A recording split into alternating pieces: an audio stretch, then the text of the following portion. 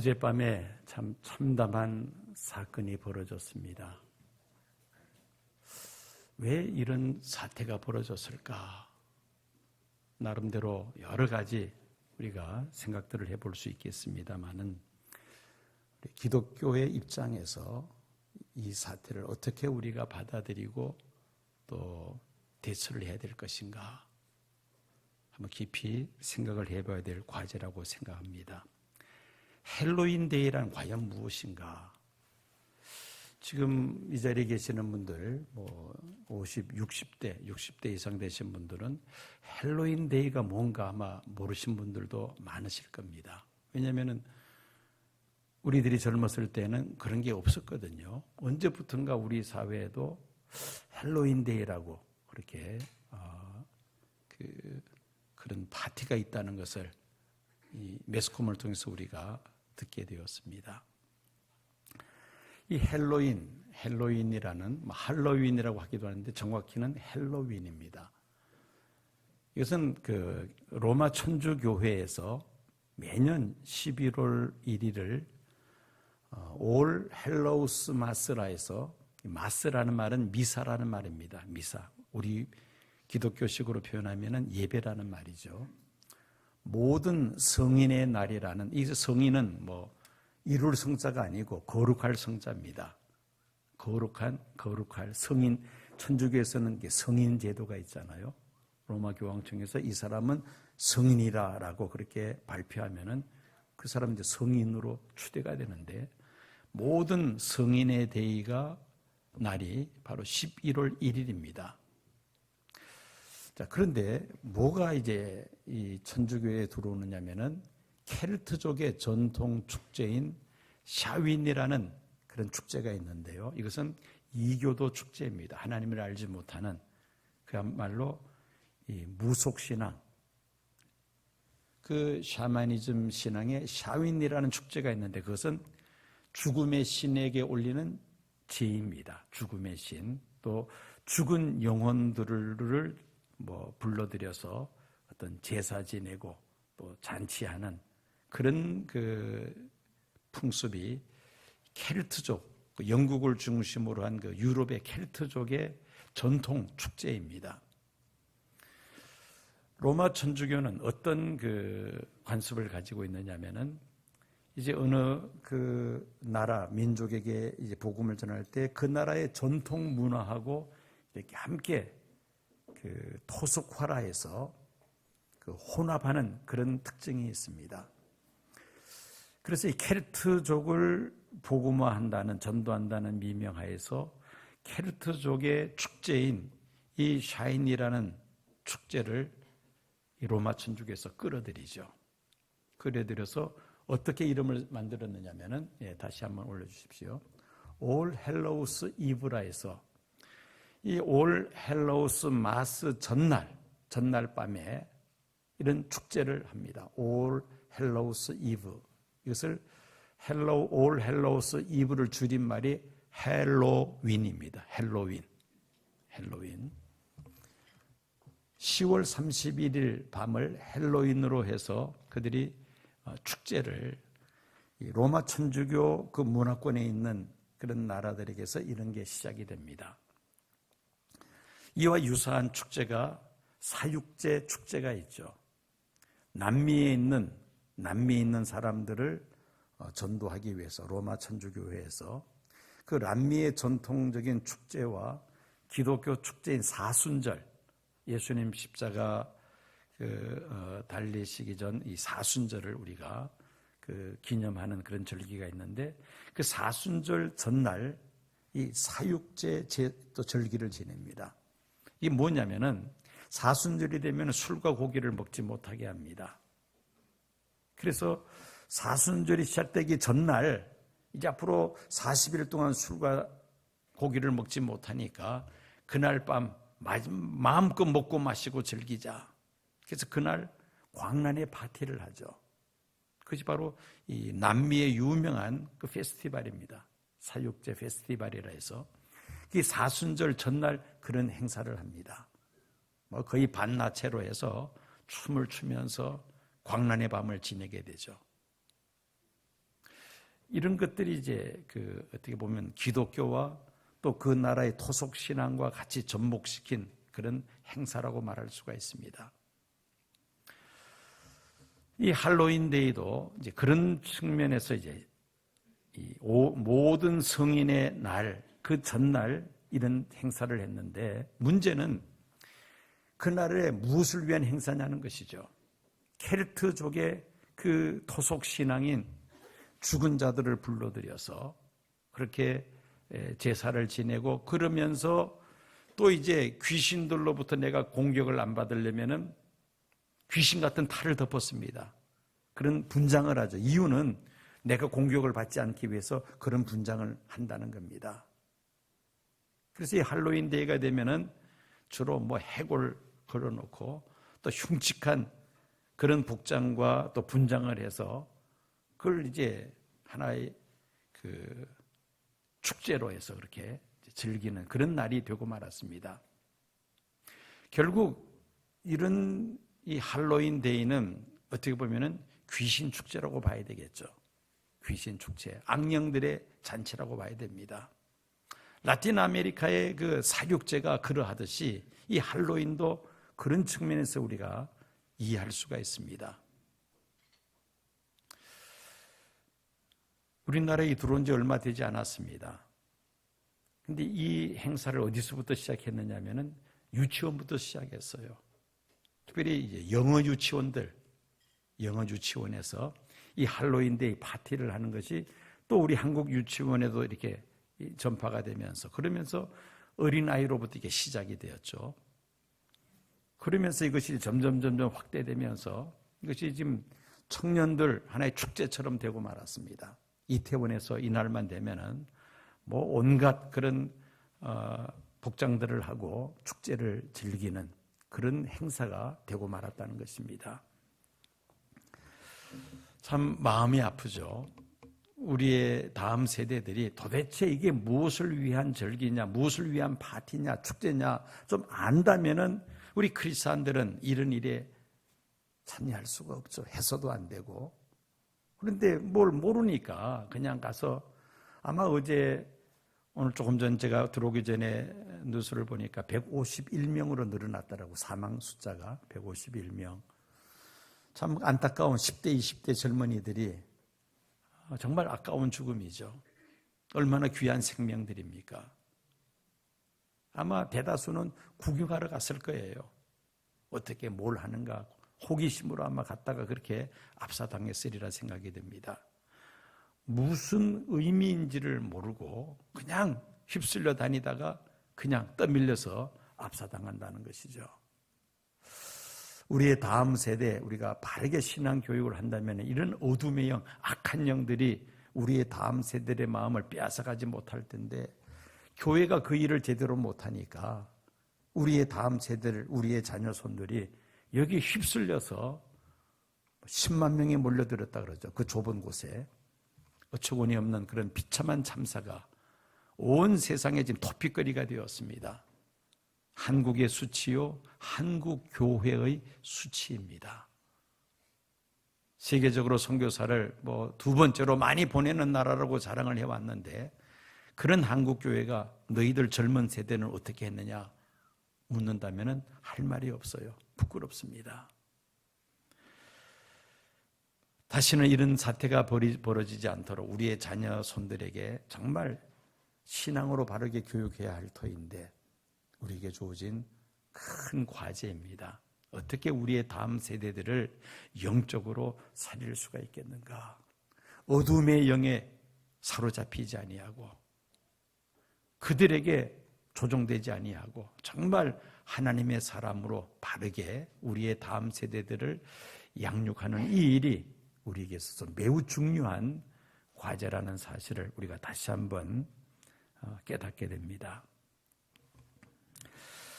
다음 주일 우리가 총동원 전도 축제를 할 것입니다.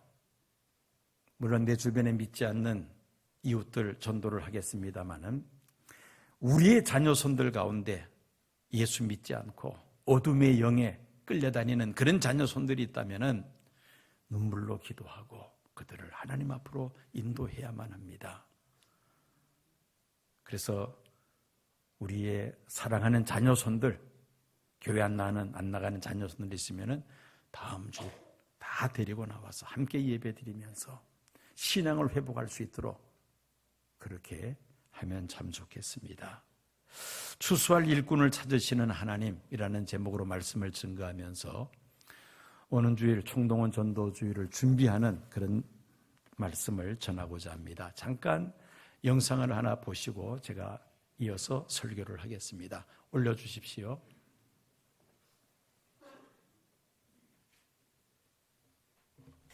요즘 농촌 마을이 극심한 일손 부족에 허덕이고 있습니다. 코로나19가 장기화되면서 그동안 농촌의 중요한 노동력이었던 외국인 노동자 수급이 차질을 빚고 있기 때문인데요. 지자체와 농협 등이 일손 돕기에 나섰지만 수확을 포기하는 농가가 속출하는 등 상황이 심각합니다. 박재영 기자가 취재했습니다.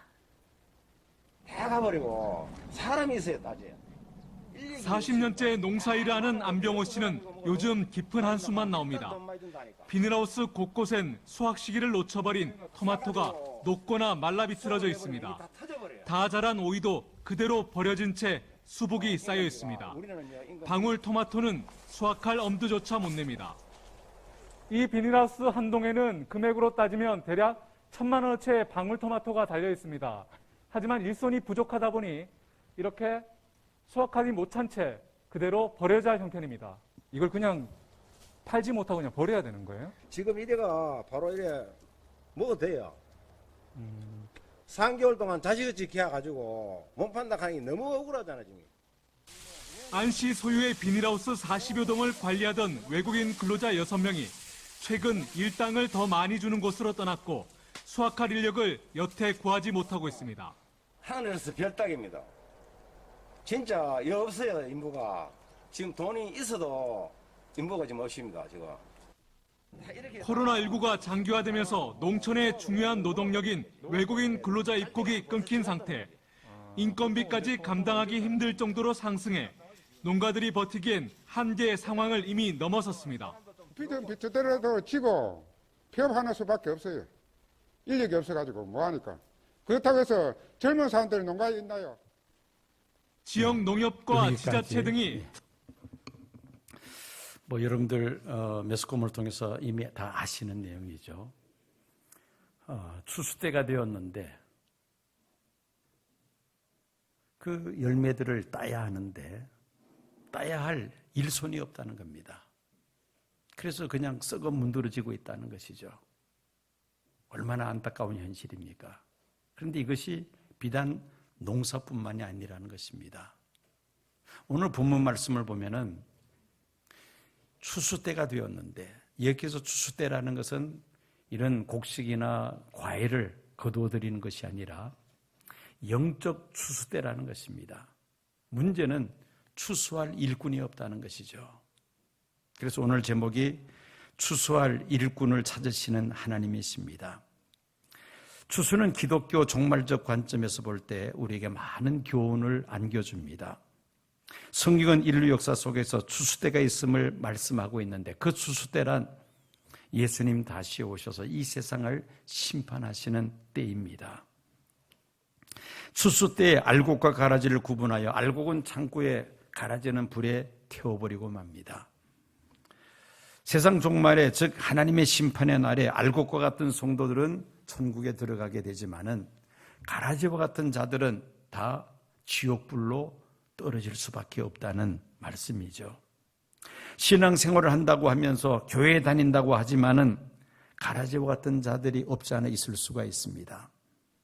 신앙을 자신의 이익의 도구로 삼는 사람, 예수님의 피로 사신 교회를 자신의 야망을 실현하고 자신을 드러내는 방편으로 교회를 이용하는 사람, 이런 사람들은 가라지라고 말할 수밖에 없죠.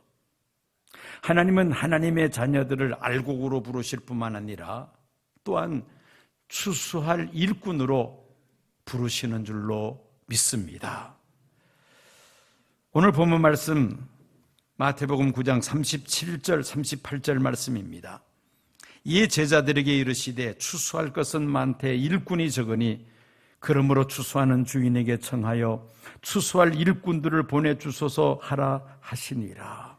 오늘 본문은 예수님께서 제자들을 부르셔서 그들을 추수할 일꾼으로 이스라엘의 잃은 양들에게 찾아가게 하시는, 파송하시는 내용입니다.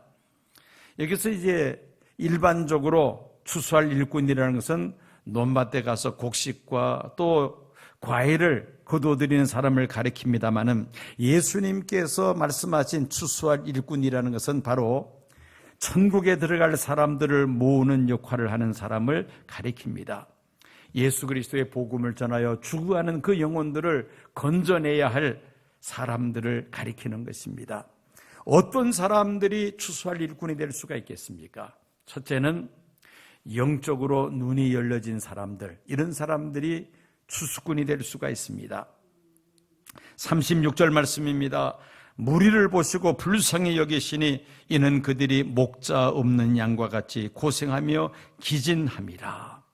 예수님께서 여러 도시와 마을을 다니시면서 그 유태인들을 보실 때에 그 만나는 그 이스라엘 백성들을 목자 없는 양처럼 보셨습니다. 사람은 영혼과 육체 이렇게 구분할 수가 있죠. 육체는 사람의 눈에 보이는 것이기에 관심이 많고 많은 시간과 돈을 들여서 잘 관리합니다마는 영혼은 사람의 눈에 보이지 않다 보니까 우리가 소홀히 하게 됩니다. 영적인 눈이 열린 사람들만이 사람의 그 영적 존재에 대해서 관심을 가지게 되며 또 그 영혼을 추수할 일꾼으로 쓰임받을 수가 있는 것입니다. 예수님께서 그 당시 그 이스라엘에 살고 있던 많은 그 유태인들 목자 없는 양으로 보셨다는 것은 영적으로 그렇게 보셨다는 말씀이죠. 많은 짐승들 가운데서 양은 가장 온순하면서도 어리석고 미련한 그런 짐승이기도 합니다. 사나운 짐승들로부터 자기를 방어할 수 있는 그런 능력이 양에게는 없습니다. 사자의 이빨이나 호랑이 같은 그런 날카로운 발톱이 양에게는 없죠. 다리는 짧아서 사슴처럼 빨리 뛰지도 못합니다. 또 양은 어리석어서 쉽게 길을 잃어버리기도 합니다.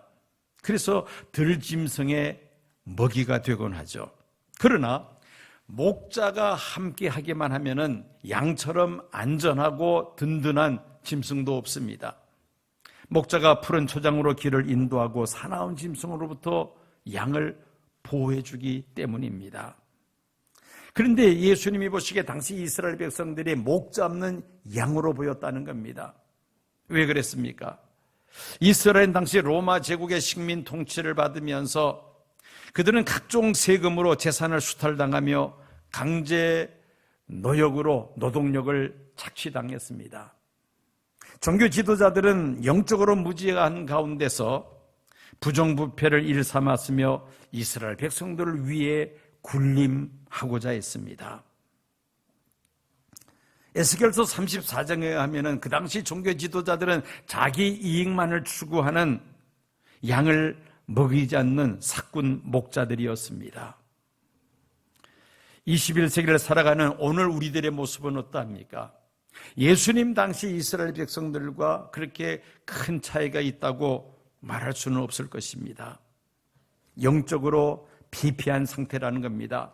급속도로 발전하는 물질 문명과 함께 황금 만능주에 사로잡혀 살아갑니다. 돈이라면은 수단과 방법을 가리지 않습니다. 돈 때문에 전업주부들도 시간만 나면은 파트타임으로 아르바이트를 하고자 합니다. 자녀들을 제대로 돌아보지를 못합니다. 자녀들은 또 입시 때문에 밤낮으로 학원에 매달려 살기에 부모님과 자주 만날 시간도 없습니다. 방치된 상태에서 어떻습니까? 가정에 여러 가지 문제들이 발생합니다. 신앙적으로 나태해지고 그리고 아주 신앙과는 멀어져 버리는 그런 경우들이 비일비재합니다. 청소년들은 인터넷 게임과 음란물과 마약에 중독이 되어 있어서 정신적으로 영적으로 공황 상태로 떨어지는 그런 경우들이 많습니다. 청소년뿐만이 아니죠. 성인들 가운데서도 동일한 중독 증세가 늘어나고 있습니다. 특별히 마약이 우리 사회에 지금 점점 더 심각한 문제로 두각을 드러내고 있습니다. 탈종교화 현상이라 해서 사람들은 종교에 대한 관심이 점점 더 약해지고 있습니다. 기독교에서는 가나안 성도라고 말을 하죠. 교회 안 나가 해서 가나안 성도라고 부릅니다. 본인은 종교가 기독교라고 말을 하지만은 교회 나가지를 않습니다. 예수는 좋은데 교회는 싫다라는 그런 말을 하면서 교회 나오지 않는 성도들의 숫자가 점점 늘어나고 있습니다. 특별히 이 코로나 팬데믹으로 인해서 그 숫자가 더 많이 지금 늘어난 상태입니다. 경제가 발전하고 의학이 발전하면서 과거에는 힘들고 어려우면 하나님을 찾았는데 이제는 아프면 병원 가면 되고 먹을 음식이 없으면은 또 이 사회복지가 많이 강화되었기 때문에 가서 손을 내밀면 또 쉽게 도움을 받을 수가 있습니다.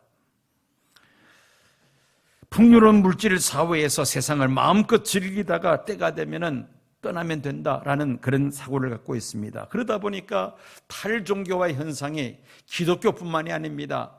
불교, 천주교에도 다 마찬가지입니다. 신도들의 숫자가 점점 줄어든다는 것이죠. 영적으로 볼 때는 황폐한 그런 상태로 지금 빠지고 있다는 것입니다. 예수님의 말씀을 표현을 든다면 목자 없는 양과 같은 사람들의 숫자가 날로 늘어나고 있다는 말입니다. 우리는 눈으로 보는 것으로 판단할 것이 아니라 영적으로 눈이 열려져서 그 사람의 영적 상태를 볼 수 있는 그런 안목을 가질 때 우리는 영적 추수할 일꾼들로 쓰임받을 수가 있습니다. 영적으로 눈이 열려져야 된다. 그리고 또 우리가 이 영적 추수꾼이 되기 위해서는 영혼을 불쌍히 여기는 마음이 우리에게 있어야만 합니다. 36절 보시기 바랍니다. 무리를 보시고 불쌍히 여기시니 예수님께서 그 당시 유다 백성들을 보시고 불쌍히 여기셨다는 그런 말씀이 있습니다. 결국 예수님은 그들을 죄에서 건져내시기 위하여 십자가에 달려 죽으시고 그리고 부활하십니다. 추수하는 일꾼이 되기 위해서는 우리에게도 불쌍히 여기는 마음을 가져야 합니다. 제대로 내버려 두면은 하나님을 떠나 살다가 결국 영원한 지옥불에 떨어지고 말 것인데 그런 안타까워하는 마음, 불쌍히 여기는 마음을 가져야 한다는 것입니다.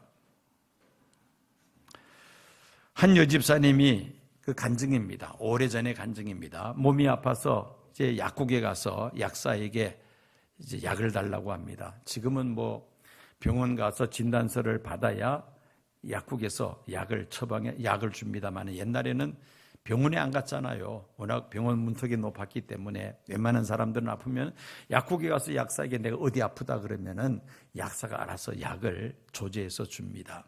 그런 때입니다.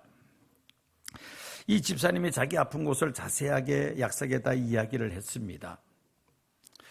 이제 약사가 그 말을 듣고는 조제실로 이제 들어갑니다. 이때 이 집사님이 그 약사에게 묻습니다. 선생님 혹시 교회 나가시나요?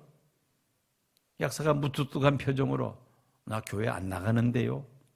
그렇게 답변을 하는 겁니다. 이 말을 들을 때 이 여집사님의 마음이 막 요동치기 시작합니다. 하나님, 저 영혼 그대로 내버려 두면은요 지옥에 떨어질 수밖에 없을 텐데 저걸 어떻게 합니까? 어떻게 합니까? 그러면서 막 가슴이 북받쳐 올라와서 자신도 모르게 그냥 눈물을 흘리기 시작합니다. 약사가 약을 조제해서 이제 약봉지를 그 집사님에게 전해주는데 그 약사의 손을 붙잡고는 울면서 기도하기 시작합니다. 눈물을 펑펑 쏟아대면서 그러면서 약사에게 말을 합니다. 어떻게 하지요? 선생님, 지옥 가면 어떻게 하지요? 지옥 가면 어떻게 하지요? 그저 손을 붙잡고 울면서 그렇게 이야기를 합니다. 그런데 놀라운 것은 이 일이 있은 후 며칠 지나지 않아서 이 약사가 교회 나오기 시작하더라는 겁니다. 그리고 예수 믿고 구원받게 되었다는 것입니다. 왜 우리가 전도하지 않습니까? 그런 마음이 우리에게 없기 때문이죠. 천국에 가든 지옥에 가든 관심이 없습니다. 심지어 내 마음속에 구원의 확신이 흐려져 있어요. 그러니까 전도할 마음이 전혀 없는 겁니다. 만약에 여러분들 마음속에 저 사람 그대로 내버려 두면은 예수 안 믿어서 지옥에 떨어질 텐데 하는 그런 마음을 여러분들이 가진다면은 그냥 있을 수 없습니다. 그냥 지나갈 수 없다는 것이죠. 불쌍히 여기는 마음, 저대로 내버려 두면 지옥에 떨어질 수밖에 없을 텐데라는 그 마음을 가질 때 비로소 우리가 영적으로 추수할 일꾼이 될 수 있다는 것입니다. 마지막으로 영혼을 추수하는 일꾼이 되기 위해서는 찾아가야만 합니다.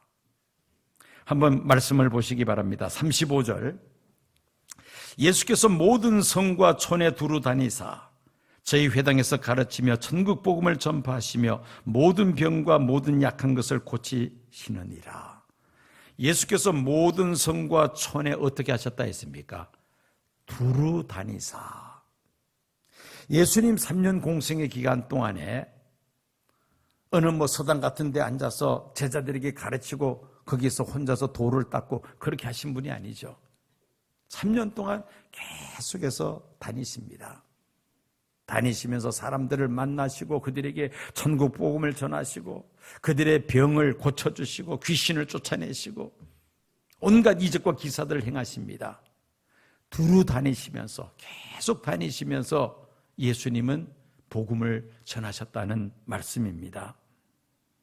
예수님은 입으로만 전도하신 것도 아니고요, 마음으로만 전도하신 것도 아닙니다. 3년 동안 많은 곳을 발로 밟으면서 발로 예수님은 복음을 전하셨다는 말씀이죠. 많은 사람들이 이 전도를 머리로만 생각만 하지 직접 발로 옮기지를 못합니다. 머리로 알고 마음이 뜨거워지는 것으로 그칠 것이 아니라 이제는 발이 떨어져서 불신자들에게 찾아가서 입을 열어 복음을 전해야 영적으로 추수할 일꾼이 될 수 있다는 말씀인 것입니다. 이런 말이 있습니다. 머리 좋은 사람보다 마음이 좋은 사람이 낫고 마음이 좋은 사람보다 손이 좋은 사람이 나으며 손이 좋은 사람보다 발이 좋은 사람이 더 낫다. 무슨 말입니까? 전도와 관련해서 우리가 이 말을 해석을 한다면 그렇습니다. 전도에 대해서 내가 머리로 알고 있는 것 해야지라고 생각하는 것, 여기에서 끝나서는 안 된다는 것이죠. 내 마음으로 정말 긍휼히 여기고 불쌍히 여기는 그런 마음이 내 속에서 나와야 합니다. 근데 그것만 가지고서도 안 되죠. 그 다음에는 베푸는 손이 있어야만 합니다. 사랑을 말하죠. 사랑으로 섬김이 있어야 된다는 겁니다. 그리고 그것만 가지고도 안 됩니다. 가는 발이 있어야 됩니다. 찾아가야 된다는 것이죠. 영혼 구원은 발을 가지고 찾아가는 데서 완성이 됩니다. 찾아가지 아니하면은, 머리로 생각만 하면은 그걸로 끝이 나죠. 직접 찾아가서 그들에게 복음을 전하며 예수 그리스도의 사랑을 전할 때에 비로소 우리가 영적으로 추수하는 일꾼이 될 수 있다는 말씀인 것입니다. 하나님은 여호수아에게 말씀하십니다. 여호수아 1장 3절 4절 말씀, 물은 너희 발바닥으로 밟는 곳은 내가 다 너희에게 주었노니 이 레바논에서부터 큰 하수 유브라데에 이르는 해쪽 속과 온 땅과 해지는 편 대해까지 너희 지경이 되리라. 하나님께서 여호수아에게 뭐라고 말씀하십니까? 내가 발로 밟는 곳을 다 내게 주었다. 하나님께서 가나안 땅을 주신다고 약속을 하셨습니다. 그 약속을 받으려면은 발로 밟아야 한다는 것이죠. 여호수아는 요단강을 건너 약 7년 동안 그 가나안 땅을 발로 밟으면서 피비린내 나는 전쟁을 치르게 되죠. 발로 밟으면서 약속의 땅을 정복해 들어갔다는 것입니다. 영적 추수를 위해서는 부지런히 우리 예비 신자들에게 찾아가야 합니다. 찾아갈 때 그들을 구원할 수가 있고, 그리고 영적 추수하는 일꾼으로서 우리가 쓰임받을 수 있다는 말씀인 것입니다. 예수님은 제자들에게 말씀하시기를 밭이 휘어져 추수할 것은 많되 일꾼이 적음으로 추수하는 주인 곧 하나님께 추수할 일꾼들을 보내소서라고 기도하라고 말씀하셨습니다. 추수할 일꾼들을 보내주소서. 여러분, 이단들이 성경에 있는 중요한 단어들은 죄다 다 갖다 씁니다. 여러분, 이 추수꾼이라는 말을 어디에서 많이 쓰는지 아시죠? 신천지에서 이 말을 얼마나 자주 씁니까? 추수꾼이라 해서. 그런데 그들은 영혼을 도둑질하는 그런 이단입니다. 교회 다니는 영혼을 도둑질해서 지옥으로 떨어지게 하는 그런 악한 도둑들이라는 것이죠. 이렇게 이 단어를 써버리니까 이제는 추수꾼이라는 말을 하기도 겁이 납니다. 왜? 추수꾼 하면 저 사람 신천지 아닌가 딱 이렇게 선입관념 가지고 대하니까 참 이 귀중한 단어를 이제는 우리가 사용하기가 쉽지 않다는 겁니다. 이것뿐만이 아니죠. 우리 교회가 시온 교회인데요. 이 시온이라는 이름을 누가 가장 많이 썼는지 아세요? 박태선이가. 신앙촌 박태선이가 이 시온이라는 말을 얼마나 많이 썼습니까? 심지어 상품의 이 브랜드로 쓰기까지 했지 않습니까? 그러니까 시온 하면은 사람들이 저 천부교 박태선 천부교가 아닌가 그렇게 사람들이 생각할 그런 선입관념을 가지게 되었다는 것입니다.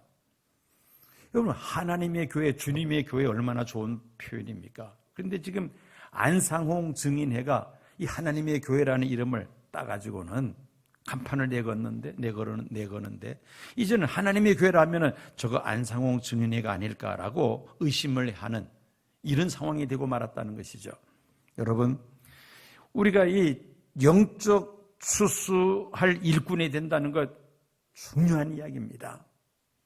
신천지가 이 말을 지금 완전히 그냥 도둑질해가지고는 안 좋은 이미지로 전락시키고 말았는데 우리는 영적 추수꾼이 되어야 할 줄로 믿습니다. 추수 때는 하나님께서 세상을 심판하시는 때이죠. 추수하시는 분은 하나님이십니다. 그런데 하나님이 직접 추수하지 않습니다. 사람을 통해서 하나님은 추수하신다는 겁니다. 그래서 예수님께서 제자들에게 추수할 일꾼을 보내소서라고 하나님 앞에 기도하라고 말씀하신 겁니다.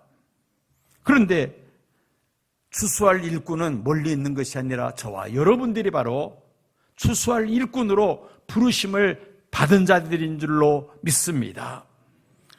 오곡백과가 무르익는 가을이 왔습니다. 갖가지 곡식과 과일들을 거두어들이는 그런 계절인데 우리가 먼저 영상에서 보았듯이 일꾼이 없어서 토마토가 떨어져서 썩고 있으며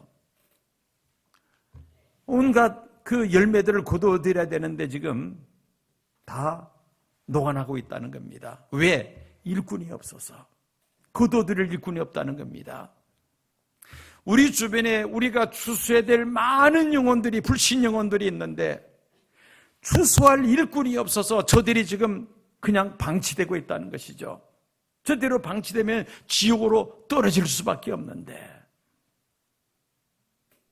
오늘 이 말씀을 우리가 마음판에 새기고 내 사랑하는 내 가족들 가운데, 내 이웃들 가운데 저대로 내버려두면 지옥으로 떨어질 수밖에 없는데 하는 그런 사람들이 있다면 오늘 이 말씀을 기억하시기 바랍니다.